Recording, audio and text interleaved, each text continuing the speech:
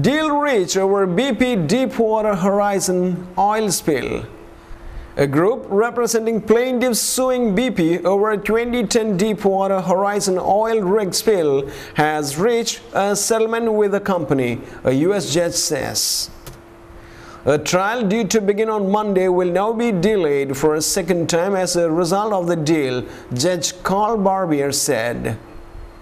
The settlement will likely result in a realignment of the parties, he said.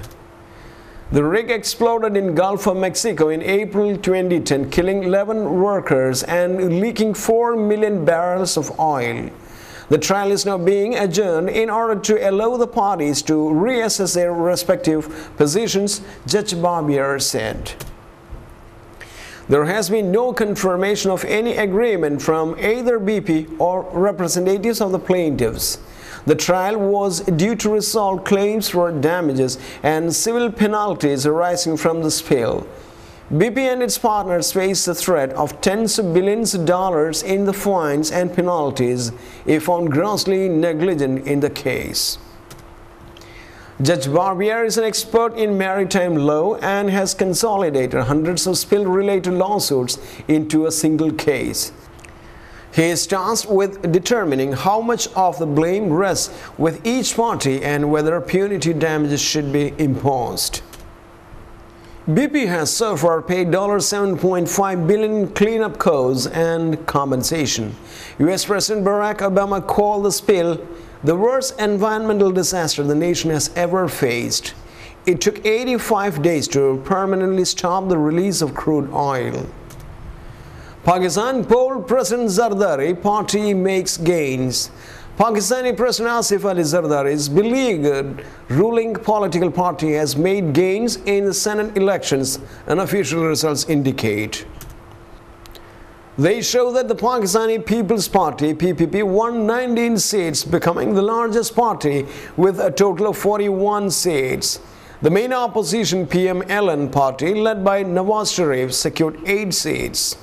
Analysts say it's a big boost for Zardari and his government, who have recently been under pressure from a judiciary and a powerful military. They are in conflict over leaked memos suggesting that President Zardari wanted to ask the U.S. government for support to prevent a possible coup during the turmoil which followed the killing of Osama bin Laden. The Supreme Court also tried to force Prime Minister Yusuf Raza Gilani to have corruption proceedings reopened against Mr. Zardari. Several leaders of the PPP earlier accused the opposition of conspiring to stop Friday's elections. Seats for minorities elections are being held for 45 senators in 104-member chamber. They are being replaced as their terms end. Pakistan's official APP news agency said 9 more candidates stood unopposed in the poll. The unofficial results suggest that the PPP would now have 41 seats in the Senate and together with its allies would control the chamber for another 3 years. Correspondents say if Mr. Zardari's party does as well as expected, it will have the power to block legislation introduced by whoever wins parliamentary elections due by early next year.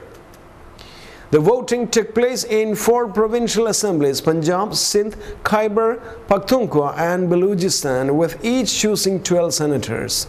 However, results of 7 Balochistan seats have been withheld by Electoral Commission because of objections raised by PMLN. Aggression. We are going into the mode.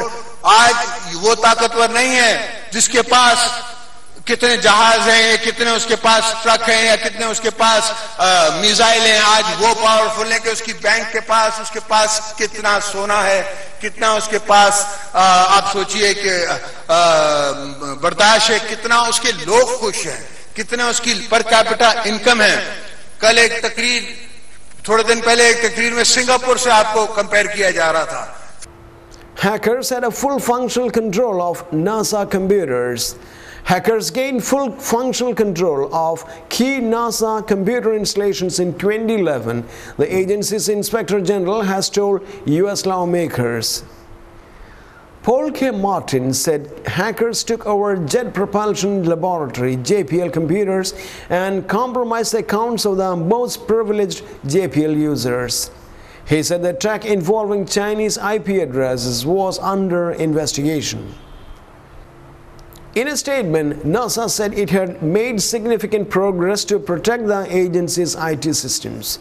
Mr. Martin's testimony on NASA's cybersecurity was submitted to the House Committee on Science, Space and Technology Subcommittee on Investigations and Oversight. State of security. In the document, he outlined how investigators believe the attack had involved Chinese-based Internet Protocol IP addresses. He said that the attackers had full system access and would have been able to modify, copy or delete sensitive files or upload hacking tools to steal user credentials and compromise other NASA systems. Mr. Martin outlined how the agency suffered 5,408 computer security incidents between 2010 and 2011. He also noted that between April 2009 and April 2011, NASA reported the loss or theft of 48 agency mobile computing devices.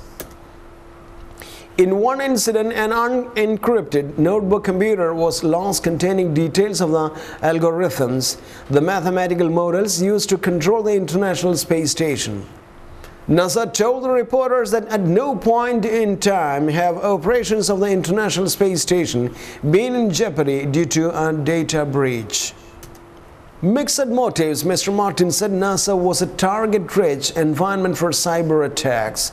He said that the motivation of the hackers ranged from individuals testing their skill to break into NASA systems, to well-organized criminal enterprises hacking for profit, to intrusions that may have been sponsored by foreign intelligence services.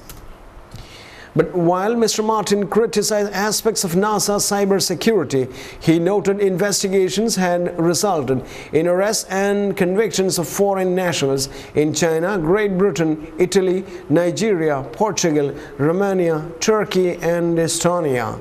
NASA said it was working to implement the security improvements Mr. Martin suggested in his testimony. However, the chairman of the Congressional Subcommittee, Rep. Paul Brown, quoted in an online report of proceedings, said, "Despite this progress, the threat to NASA's information security is persistent and ever-changing. Unless NASA is able to constantly adapt their data systems, and operations will continue to be endangered." We'll move on to the business world.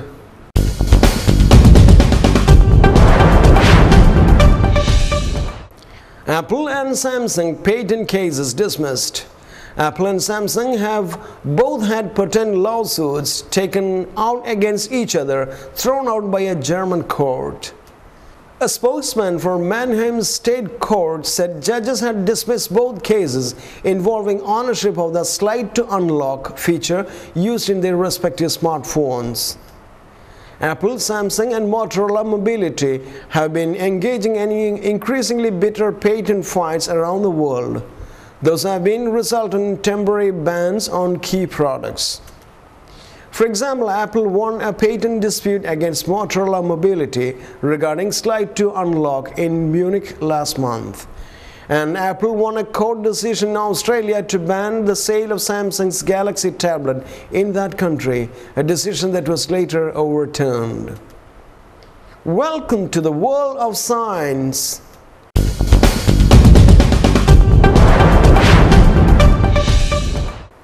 Scandinavian trees survived last ice age. Some Scandinavian trees survived the last ice age, challenging a widely held notion that they were killed off by the huge ice sheet that covered the region. Modern trees in Scandinavia were thought to be a descent of the species that migrated north when the ice melted 9,000 years ago. But research suggests some conifers survived on mountain peaks that protruded from the enormous ice sheet on islands and in coastal areas. The work appears in Science Journal. Our results demonstrate that not all the Scandinavian conifer trees have the same recent ancestors as we once believed, said Professor Esk Willerslev from the Center for Geogenetics, University of Copenhagen. There were groups of spruce and pine that survive the harsh climate in small ice-free pockets, or in refuges as we call them, for tens of thousands of years, and then were able to spread once the ice retreated. And in sports,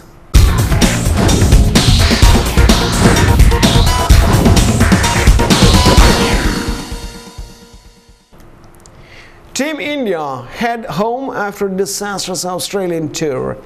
The vanquished Indian cricket team, barring a couple of players, traced its way back to home on Saturday, drawing curtains on a disastrous Australian tour, during which it lost more than it gained. As soon as Sri Lanka defeated Australia in Melbourne last night, the reservation plans were put afoot and the players lost little time in leaving for home today. Sachin Tendulkar, Zaheer Khan, Rohit Sharma, Umesh Yadav, Vinay Kumar, Ravichandran Ashwin and the entire support staff took morning flight to Singapore today, where they would board respective connecting flights to Mumbai and Chennai. Skipper Mahendra Singh Dhoni, Virat Kohli, Virendra Sehwag, Gautam Gambhir, Suresh Raina, Praveen Kumar and Rahul Sharma left Brisbane this afternoon again for Singapore, where they would take a flight to Delhi. Irfan Pathan and Parthiv Patel, with bases in Gujarat, will leave for home.